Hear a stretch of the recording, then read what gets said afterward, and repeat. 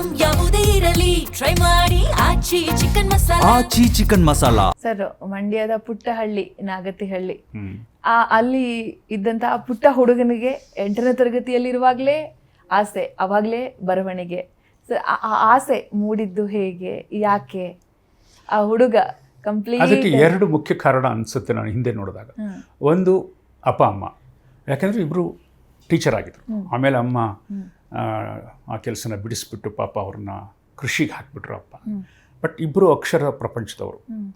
ನನಗೆ ಮೊದಲು ವರ್ಣಮಾಲೆ ತಿದ್ದಿಸಿದ ಅಮ್ಮ, ಅಪ್ಪ, ಅದು ಅಕ್ಷರ ಜಗತ್ತಿಗೆ ತೆರೆಕೊಳ್ತು. 2ನೇ ಎಲಿಮೆಂಟು, ನಮ್ಮ ಹಳ್ಳಿನಲ್ಲಿ ಬ್ರಿಟಿಷರು ಪ್ರಾರಂಭ ಮಾಡಿದ ಒಂದು ಶಾಲೆ. ಈಗ 101 ವರ್ಷ ಅದಕ್ಕೆ. ಹೋದ ವರ್ಷ ಅಷ್ಟೇ ಶತಮಾನೋತ್ಸವ ಮಾಡಿದ್ವಿ. ಆ ಶಾಲೆ ಬಹುಶಃ ಹೆದ್ದಾರಿ ಪಕ್ಕದ ಹಳ್ಳಿಗೊಂದು ಶಾಲೆ. ಯಾರೋ ಬ್ರಿಟಿಷ್ ಅಧಿಕಾರಿ ಅಥವಾ ಅವತ್ತಿದ್ದಂತಹ ಸ್ಥಳೀಯ ಅಧಿಕಾರಿಗಳು, ನನ್ನ ಗ್ರಾಮದ ಜನ ಸೇರಿ ಒಂದು ಶಾಲೆ ಪ್ರಾರಂಭ ಮಾಡಿದ್ರಲ್ಲ, ಅದು ನನಗೆ ಒಂದು ಪ್ರಪಂಚವನ್ನು ತೆರೀತು. ಈ 2 ಕಾರಣಕ್ಕೆ ನಾನು ಅಕ್ಷರಗಳಿಗೆ ಬೇಗ ಸಿಕ್ಕಿಕೊಂಡೆ. ಅಕ್ಷರಗಳಿಗೆ ಸಿಕ್ಕಿದ್ರಿಂದ ಅದು ಸಾಹಿತ್ಯದ ಕಡೆ ಕರ್ಕೊಂಡು ಹೋಯಿತು. ಕೆಲವರಿಗೆ ಕೆಲವು ಅವ್ರದ್ದೇ ಶಕ್ತಿಗಳಿರುತ್ತೆ. ಆ ಶಕ್ತಿಗಳನ್ನು ನಾವು ಸಕಾಲದಲ್ಲಿ ಶೋಧಿಸ್ಕೋಬೇಕು. ಈಗ ನಿನಗೇನೋ ಒಂದು ಕೆಪಾಸಿಟಿ ಇದೆಯಲ್ಲ, ನಿನಗೆ ಫಸ್ಟ್ ಗೊತ್ತಾಗಬೇಕು. ಬೇರೆಯವ್ರು ಹೇಳೋದೊಂದು ಇರುತ್ತೆ, ನಮಗೆ ಗೊತ್ತಾಗಬೇಕು. ನನಗೆ ಗೊತ್ತಾಯಿತು, ನಾನು ಈ ದಾರಿಯಲ್ಲಿ, ಈ ಜಾಡಿನಲ್ಲಿ ಹೋದರೆ ನನಗೇನೋ ಸಿಗತ್ತೆ ಅಂತ. ಸೊ ನನ್ನದು ಮೊದಲು ಅಕ್ಷರ ಯಾತ್ರೆ, ಅನಂತರ ಬಿಂಬಗಳು ಬಂದದ್ದು, ಅಂದರೆ ಸಿನಿಮಾ ಬಂದದ್ದು. ಸೊ ಅಕ್ಷರ ಮತ್ತು ಬಿಂಬ ಸಾಂಗತ್ಯ ಇದೆಯಲ್ಲ, ಅಕ್ಷರ ಮತ್ತು ಬಿಂಬಗಳ ಸ್ನೇಹ, ಆ ಪ್ರಯೋಗ ತಡವಾಗಿ ಶುರುವಾದದ್ದು. ಬಟ್ ಅಕ್ಷರಗಳೇ ನನ್ನ ಮೊದಲ ತವರು. ಬರವಣಿಗೆ, ಕಥೆಗಳು, ಮುಖ್ಯವಾಗಿ ಕಥೆ ನನಗೆ ಇಷ್ಟವಾದಂತಹ ಸಾಹಿತ್ಯ ಪ್ರಕಾರ.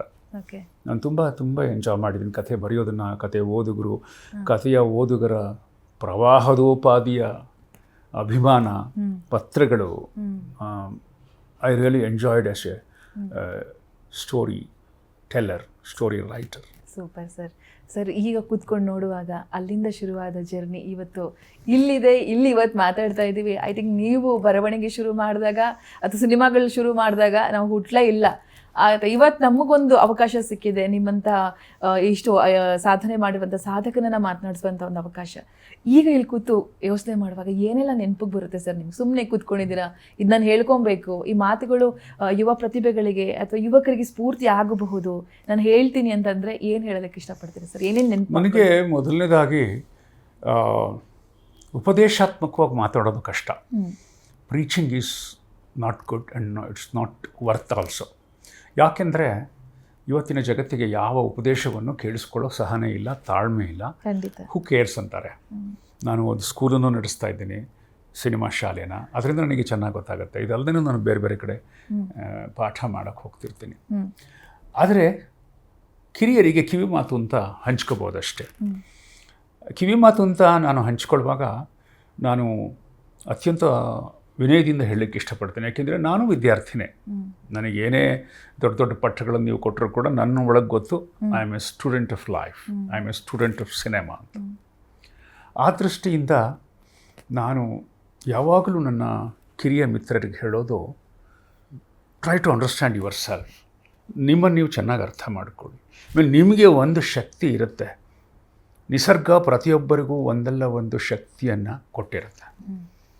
ಆ ಶಕ್ತಿ ಕೇವಲ ದೈಹಿಕ ಸ್ವರೂಪದಲ್ಲಿರಲ್ಲ, ಮಾನಸಿಕ ಸ್ವರೂಪದಲ್ಲಿರುತ್ತೆ, ಸೃಜನಶೀಲತೆಯಿಂದ ಕೂಡಿರುತ್ತೆ, ಸೃಜನೇತರವಾಗಿರುತ್ತೆ. ಒಬ್ಬ ಒಳ್ಳೆ ಬಿಸ್ನೆಸ್ಮನ್ ಆಗೋದು ಕೂಡ ಒಂದು ಶಕ್ತಿ, ಒಬ್ಬ ಒಳ್ಳೆ ಪೊಲಿಟಿಷಿಯನ್ ಆಗೋದು ಒಂದು ಶಕ್ತಿ, ಒಬ್ಬ ಕ್ರೀಡಾಪಟು ಆಗೋದು, ಒಬ್ಬ ಸಂಗೀತಕಾರನಾಗೋದು, ಒಬ್ಬ ನಟನ ಆಗೋದು, ಸಾಹಿತಿ ಆಗೋದು, ವಾಟ್ ಎವರ್ ಇಟ್ ಈಸ್. ಆ ಶಕ್ತಿನ ನಾವು ಹುಡುಕೋಬೇಕು, ಗ್ರಹಿಸ್ಕೋಬೇಕು. ಕೆಲವರಿಗೆ ಗಾಡ್ ಫಾದರ್ಸ್ ಅಂತಿರ್ತಾರೆ, ಪರಿಸರ ಇರುತ್ತೆ, ಸಪೋರ್ಟ್ ಅಂತ ಇರುತ್ತೆ, ಅವರು ಅದೃಷ್ಟವಂತರು. ಆದರೆ ಬಹಳಷ್ಟು ಜನಕ್ಕೆ ಆ ಅದೃಷ್ಟ ಇರಲ್ಲ, ನನ್ನಂಥವ್ರಿಗೆ. ಆಗ ನಮ್ಮನ್ನು ನಾವು ಕಂಡುಕೊಳ್ಳೋದು ಒಂದನೇದು. ಆ ಕಂಡುಕೊಂಡ ದಾರಿಯಲ್ಲಿ ಪ್ರಯಾಣ ಸ್ಟಾರ್ಟ್ ಮಾಡೋದು ಎರಡನೇದು. ಅತ್ಯಂತ ಮುಖ್ಯವಾದ ಮೂರನೇದು ಏನಂದರೆ, ನಾನು ಹೇಳೋದು ಸಮಯ ಪ್ರಜ್ಞೆ.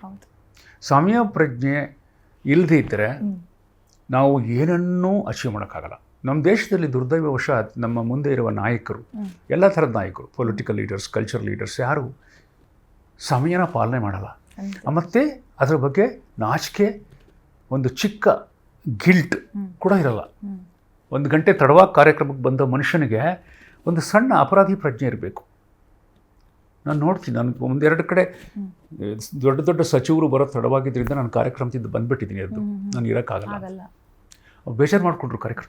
ಸಾರ್ ಮಿನಿಸ್ಟ್ರು ಬರ್ತಾರೆ, ಇರಲಪ್ಪ, ನನ್ನ ಸಮಯ ನನಗೆ ಅಮೂಲ್ಯ, ನನಗೆ ಅವ್ರ ಸಮಯ ಅವ್ರಿಗೆ ಹೆಂಗೋ ನಮ್ಮ ಸಮಯ ನಮಗೆ ಅಮೂಲ್ಯ. ಆದರೆ ಇಡೀ ಭಾರತದಲ್ಲಿ ಸಮಯ ಪ್ರಜ್ಞೆಯ ಕೊರತೆ ಅಗಾಧವಾಗಿದೆ. ಎಕ್ಸ್ಕ್ಯೂಸ್ಗಳಿರುತ್ತೆ. ಹೌದಪ್ಪ ಟ್ರಾಫಿಕ್ ಅಂತೀರಿ, ಟ್ರಾಫಿಕ್ಕಿಗೆ ಎಷ್ಟು ಬೇಕು ಅದಕ್ಕಿಂತ ಹೆಚ್ಚಿಗೆ ಸೇರಿಸಿಟ್ಕೊಳ್ಳಿ. ಅನಿರೀಕ್ಷಿತಗಳನ್ನು ಬಿಟ್ಟು, ಅನಿರೀಕ್ಷಿತಗಳು ಅಥವಾ ವೈದ್ಯಕೀಯ ತುರ್ತು ಬಿಟ್ಟರೆ ತಡವಾಗಿ ಹೋಗಬಾರ್ದು. ಎಕ್ಸ್ಕ್ಯೂಸ್ ಅಂತ ಇದ್ದೇ ಇರುತ್ತೆ. ಒಂದೇನೋ ಆಕ್ಸಿಡೆಂಟ್ ಆಯಿತು, ಮೆಡಿಕಲ್, ಅಂಥದ್ದೆಲ್ಲ ನಾನು ಪ್ರತಿಯೊಬ್ಬರೂ ಅರ್ಥ ಮಾಡ್ಕೋಬೇಕು. ಜನರಲಿ ಟೇಕನ್ ಫಾರ್ ಗ್ರಾಂಟೆಡ್ ಆಗಿದೆ. ಆ ಮಾದರಿ ಅವರು ಯಾರೋ ಪೊಲಿಟಿಕಲ್ ಲೀಡರ್ಸು, ಕಲ್ಚರ್ ಲೀಡರ್ಸ್ ಹಂಗೆ ನಡ್ಕೊಳ್ತಾರೆ ಅಂತ ನಮ್ಮ ಯುವಕರು ಕೂಡ ಅಯ್ಯೋ ಪರವಾಗಿಲ್ಲ ಅಂತ ಇದ್ದಾರೆ. ಯಾಕೆಂದರೆ ನೀವು ಎಷ್ಟು ಹಣ ಕೊಟ್ಟರು ಸಮಯವನ್ನು ಮರಳಿ ತರೋಕ್ಕೆ ಸಾಧ್ಯ ಇಲ್ಲ. ನಾನಂತೂ ಒಂದು ದಿನವನ್ನು ವಿಭಜಿಸಿಕೊಂಡು ಈ ಕ್ಷೇತ್ರಕ್ಕೆ, ಈ ಕೆಲಸಕ್ಕೆ ಇಷ್ಟು ಅಂತ ವಿಂಗಡಣೆ ಮಾಡಿಕೊಂಡು ಉಸಿರುಗಟ್ಟಿ ಕೆಲಸ ಮಾಡಿದರೂ ದಿನಕ್ಕೆ 16 ಗಂಟೆ 17 ಗಂಟೆ ಕೆಲವು ದಿವಸ ಆಗತ್ತೆ. ಅದೆಲ್ಲ ಕೆಲಸಗಳನ್ನು ಮಾಡಲೇಬೇಕಾದಂಥ ಅನಿವಾರ್ಯತೆ ನನಗಿಲ್ಲ. ಬಟ್ ಅದನ್ನು ನಾನು ಇಷ್ಟಪಟ್ಟು ಮಾಡ್ತೇನೆ. ಓದುವುದು ಕೂಡ ನನ್ನ ಬದುಕಿನ ಭಾಗ, ವ್ಯಾಯಾಮ ನಮ್ಮ ಬದುಕಿನ ಭಾಗ. ಯಾರಿಗಾದರೂ ಸಮಯ ಕೊಟ್ಟರೆ ಅವರಿಗೆ ಸಕಾಲಕ್ಕೆ ಅವ್ರನ್ನ ಭೇಟಿ ಮಾಡೋದು ಅಥವಾ ನಾವು ಹೋದಾಗ ಅವ್ರನ್ನ ಭೇಟಿ ಮಾಡೋದು ಬಹಳ ಮುಖ್ಯ. ಮೊನ್ನೆ ಒಂದು ಶಾಲಾ ಕಾರ್ಯಕ್ರಮಕ್ಕೆ ಹೋಗಿದ್ದಾಗ ಹೇಳಿದೆ, ತುಂಬ ತಡವಾಗಿ ಶುರು ಮಾಡಿದರು. ನನಗೆ ಬೇಕಾದ ಗೆಳೆಯನ ಶಾಲೆ ಅದು. ಇಡೀ ಅವರ ಕುಟುಂಬ ನಮ್ಮನ್ನು ಕರೆಸಿ 1 ಗಂಟೆ ಅವರೇ ಬಂದಿಲ್ಲ. ನಾನು 100 ಮೈಲಿಯಿಂದ ಡ್ರೈವ್ ಮಾಡ್ಕೊಂಡು ಓಡಿ ಬಂದಿದ್ದೀನಿ. ನಾನು ಹೇಳಿದೆ, ಯಾಕೆ ಹೀಗೆ ಮಾಡ್ತೀರಿ ಅಂತ. ಅವರೆಲ್ಲ ಬೇಜಾರು ಮಾಡಿಕೊಂಡ್ರು. ಸೊ ಇದನ್ನು ಒಂದು ಮಾದರಿಯಾಗಿ ಹೇಳೋದೇನಂತಂದರೆ, ಅನಿವಾರ್ಯ ಕಾರಣಗಳನ್ನು ಹೊರತುಪಡಿಸಿ ಸಮಯವನ್ನು ಗೌರವಿಸಿ. ನೀವು ಎಷ್ಟು ಕೋಟಿ ಹಣ ಕೊಟ್ಟರೂ ನೀವು ಕಳೆದು ಹೋದ ಸಮಯವನ್ನು ಮರಳಿ ಪಡೆಯಲಾರಿರಿ. ಇದು ಎಸ್ಪೆಷಲಿ ಇವತ್ತಿನ ಜನ್ರೇಷನ್ನು. ಶೂಟಿಂಗ್ ಇರಬಹುದು, ಕ್ಲಾಸ್ ರೂಮಿಗೆ ಬರೋದಿರಬಹುದು, ಕಚೇರಿಗೆ ಹೋಗೋದಿರಬಹುದು, ಕೊನೆಗೆ ನಿಮ್ಮ ಕುಟುಂಬದ ಜೊತೆ ನೀವು ಚೆನ್ನಾಗಿರೋ ಕಾಲ ಕಳೆಯೋದು ಕೂಡ ಒಂದು ಸಮಯ ಅಲೋಕೇಟ್ ಮಾಡ್ಕೋಬೇಕು. ಅದನ್ನು ನಾನು ಹಾಗಾಗಿ ಹೇಳ್ತಿರ್ತೀನಿ. ಇಲ್ಲೂ ನೀನು ಕೇಳಿದ್ರಿಂದ ಹೇಳ್ತೀನಿ.